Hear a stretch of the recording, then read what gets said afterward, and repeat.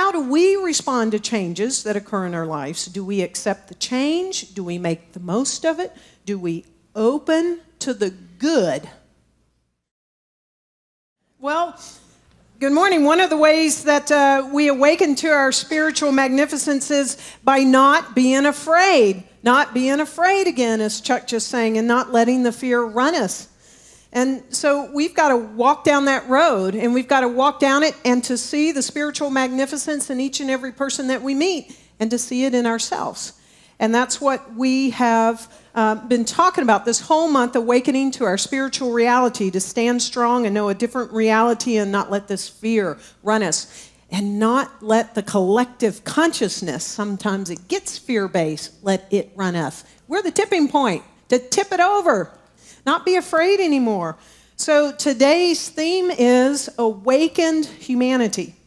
And we are working with a principle from our global vision.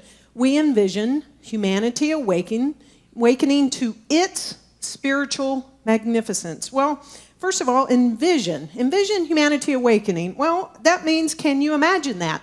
Can you envision it? Yes. Oh, whew, thank you. Except if it wasn't for you, I'm telling you. And once we envision it, once we can actually see it, then we've got to hold on to that vision and not let it go. So we've been exploring that this whole month. So the first week I talked about how each and every person is a unique, individualized expression of the one, right? And that we see that unique spiritual magnificence in each and every person that we come into contact in our life. In the second week, Dr. Petra told us that she invited us to see the spiritual magnificence in those closest to us. Across the breakfast table, as she said, right? And then last week she told us to know the truth about ourselves and to know our own spiritual magnificence. So when we do all three of these, and we do that on a constant basis, then that is truly when humanity is awakened. Well, I don't know. I'm still about this envision. Can we envision humanity being awakened? And what does that really look like? Well, I'm going to take you on a journey this morning, actually a story, and we're going to take a gander. We're going to take a gander at that. Not only what it could look like, but I'm going to share a story about humanity, a time when humanity actually did just that.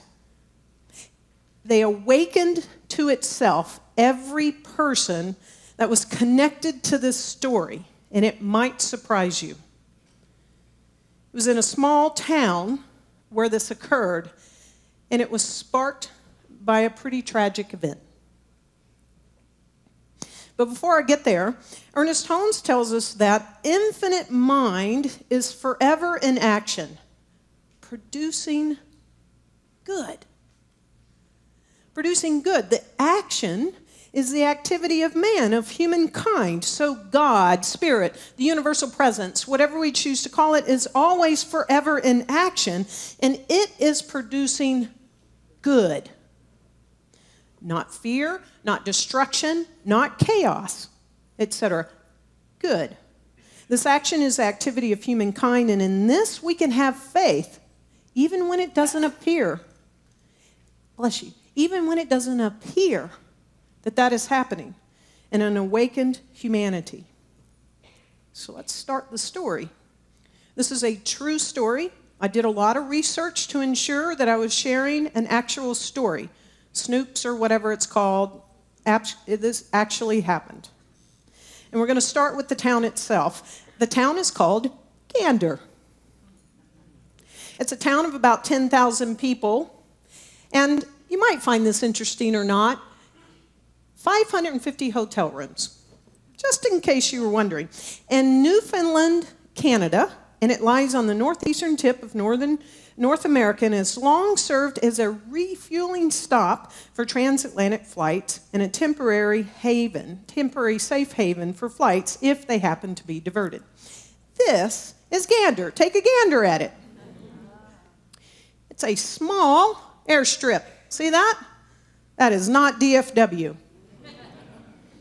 It is a small place. The town itself, 10,000 people approximately.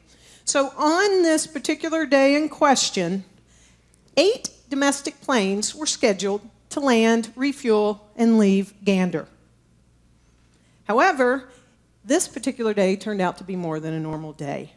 38 domestic planes not only landed, but once they arrived, they could not take off again.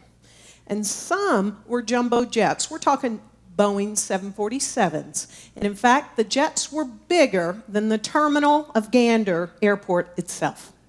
I want you to get a picture of this, right? Now, on this particular day, it was 9/11.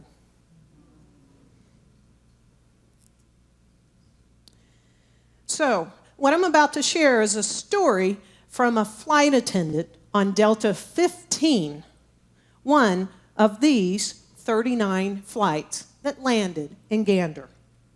She wrote it following 9/11.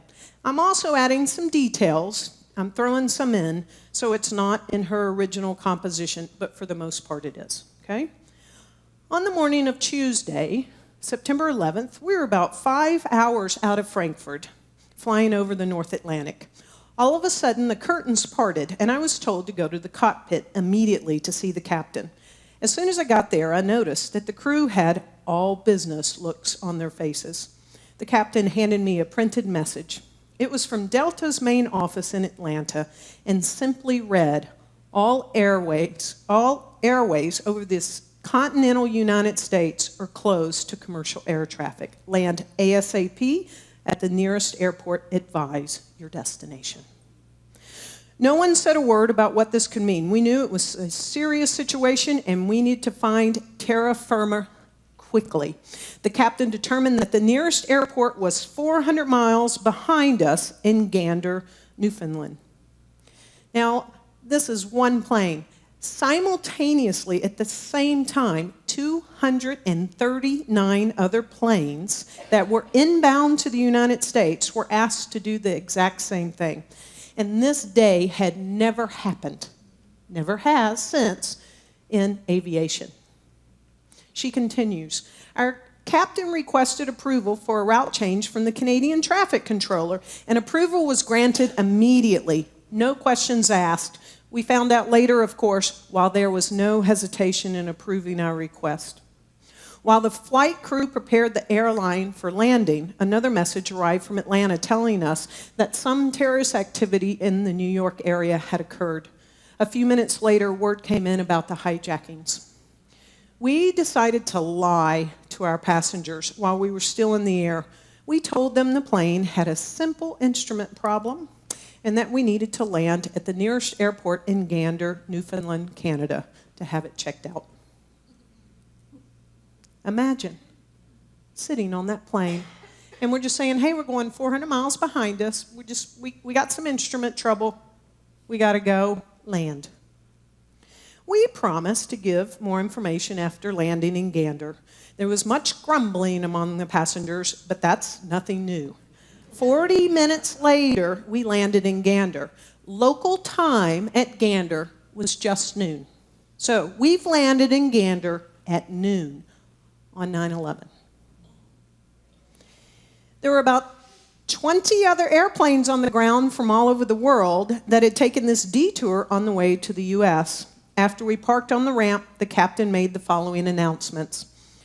Ladies and gentlemen, you must be wondering if all these airplanes around us have the same instrument problem as we have. The reality is we are here for another reason. They went on to explain the little bit we knew about the situation in the U.S. There were loud gasps and stares of disbelief. The captain informed passengers that ground control in Gander told us to stay put. The Canadian government was in charge of our situation, and no one was allowed to get off the aircraft. No one on the ground was allowed to come near any of the aircrafts. Only airport police would come around periodically, look us over, and go to the next airplane. In the next hour or so, more planes landed, and Gander ended up with 53 airlines from all over the world, 38 of which were U.S. commercial jets. Meanwhile, bits of news started to come in over the aircraft radio, and for the first time, we learned that airplanes were flown into the World Trade Center in New York and into the Pentagon in D.C. People were trying to use their cell phones, but were unable to connect due to a different cell system in Canada. Some did get through, but we were only able to get to the Canadian operator, who would then tell them that the lines in the U.S. were either blocked or they were jammed. So we can't get through on the phones. Sometime in the evening, the news filtered to us that the World Trade Center building had collapsed and that a fourth hijacking had resulted in a crash. By now, the passengers were emotionally and physically exhausted, not to mention frightened. But everyone stayed amazingly calm. We had only to look out the window at all the other stranded aircraft to realize that we were not the only ones in this predicament. We had been told earlier that they would be allowing people off the planes, one plane at a time. At 6 p.m., they landed, right, at noon. It's now 6 p.m. Gander Airport told us that our turn to deplane would be at 11 a.m. in the morning.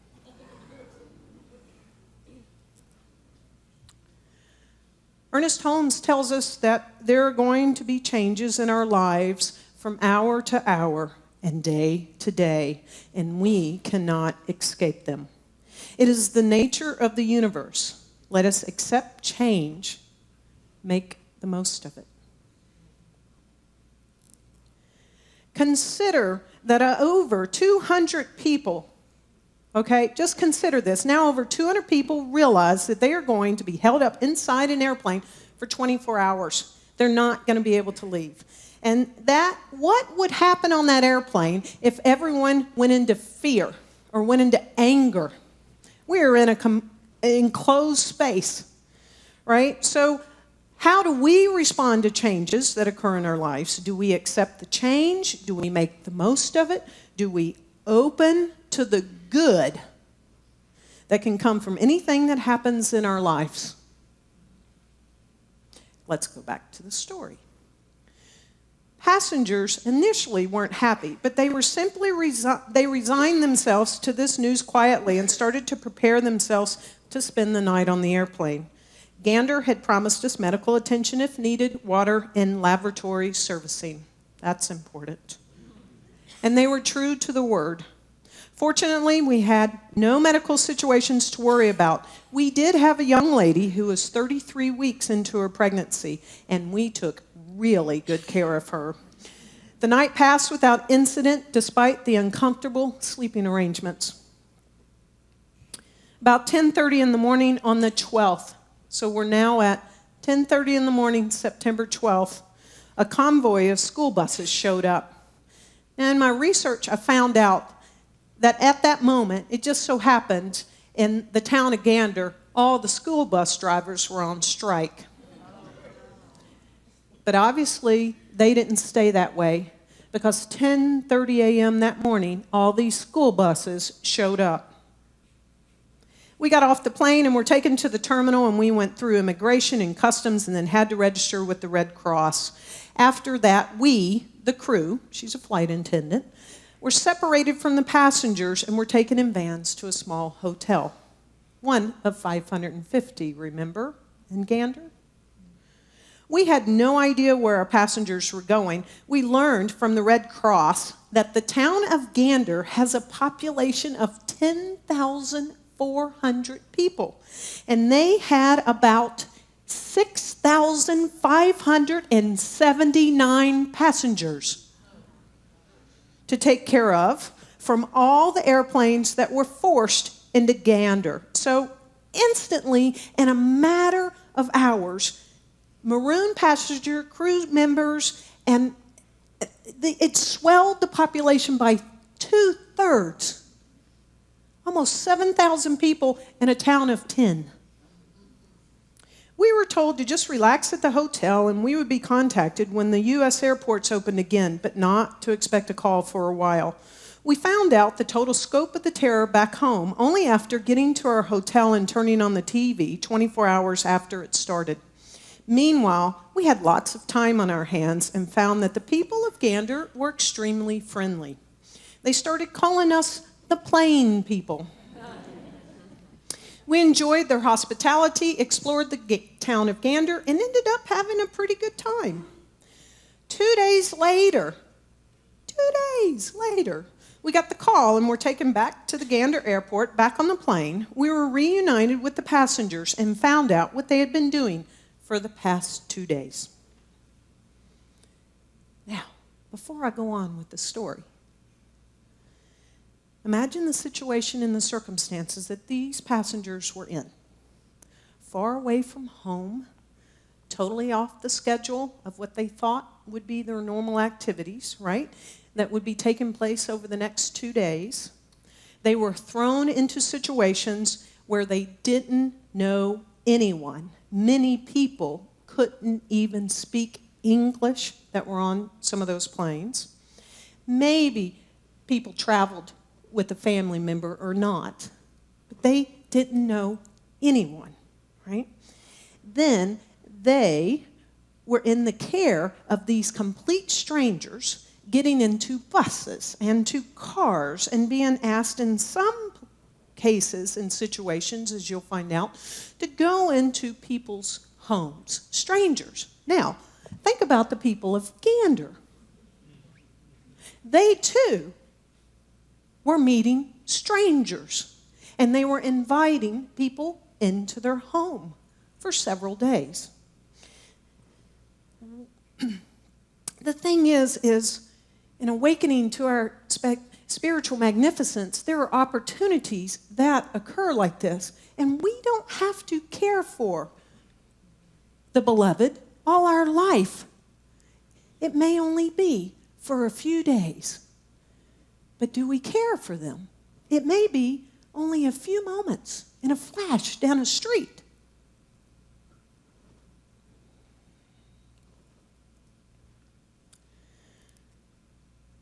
Ernest Holmes tells us that there are going to be changes in our lives from hour to hour and day to day, and we cannot escape them. It is the nature of the universe. Let us accept change, make the most of it, and capitalize on it.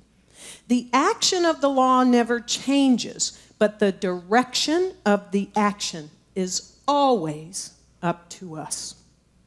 Life can become a glorious adventure, increasingly filled with more of every good thing as we gradually or suddenly come to change our pattern of thinking so that it embraces more of the good things. So, did they change their pattern of thinking and embrace more of the good things? Let's find out. We return to the flight attendant's story. Remember, the crew is back on the plane and reunited with their passengers and found out what these passengers, just over 218, have been doing for these days. And as she put it, she says, what we found out was incredible. Gander and all the surrounding communities within a 75-kilometer radius had closed all high schools, meeting halls, lodges, and any other large gathering places. They converted all of these facilities to mass lodging areas for all the stranded travelers. Some had cots set up, some had mats with sleeping bags and pillows set up. All the high school students were required to volunteer their time to take care of their guests. So all these people responding to radio announcements, all the residences and the businesses of Gander and the other towns supplied toothbrushes, deodorant, soap, blankets, even spare underwear, they said, along with offers of hot showers, and yes, please come into my home, right?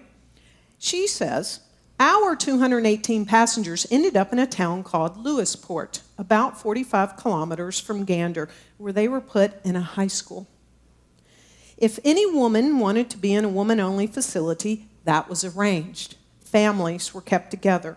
All the elderly passengers were taken to private homes. Remember that young pregnant lady? She was put in a private home right across the street from a 24-hour urgent care facility. There was a dentist on call, and both male and female nurses remained in the crowd for the duration. They never left the passenger's side. The local communications company, Newtel, actually created phone banks so that all the passengers could call home every day, emails, all of that, so that they could at least connect with their loved ones. And during the day, and I love this, during the day, passengers were offered excursion trips. Some people went on boat cruises of the lakes and harbors. Some went for hikes in the local forests. Local bakeries stayed open to make fresh bread for the guest. Food was prepared by residents in surrounding areas. I found one story where the town members from Twillingate prepared enough sandwiches and soup for at least 200 people and drove an hour and a half to deliver them. You see, there was a mass emptying of all the refrigerators for miles around, and employees from the local co-op supermarket arrived with a refrigerator truck full of meat and other provisions. The people of Gander, but we're in, this little town, Lewisport. So she found out that people were driven to restaurants of their choice. Where would you like to go eat tonight? And offered wonderful meals. Everyone was given tokens for local laundromats to wash their clothes, since their luggage was still on the plane. She said, in other words, every single need was met for those stranded travelers. That sounds like awakened humanity to me. We're not done yet, though. Passengers were crying while telling us these stories. Finally, when they were told the U.S. airports had reopened, they were delivered to the airport right on time and without a single passenger missing or late. The local Red Cross had all the information about the whereabouts of each and every passenger and knew which plane they needed to be on and when all the planes were leaving. They coordinated everything beautifully. It was absolutely incredible. When passengers came on board, it was like they had been on a cruise. Everyone knew each other by name. They were swapping stories of their stay, impressing each other with who had a better time. Our flight back to Atlanta looked like a chartered party flight, she wrote. The crew just stayed out of the way. It was mind-boggling. Passengers had totally bonded and were calling each other by their first names, exchanging phone numbers, addresses, and email addresses. And these passengers and the people of Gander are still in contact, close contact. Ernest Holmes tells us that life flows into everything, through everything. It passes into every human event and translates itself through every human act.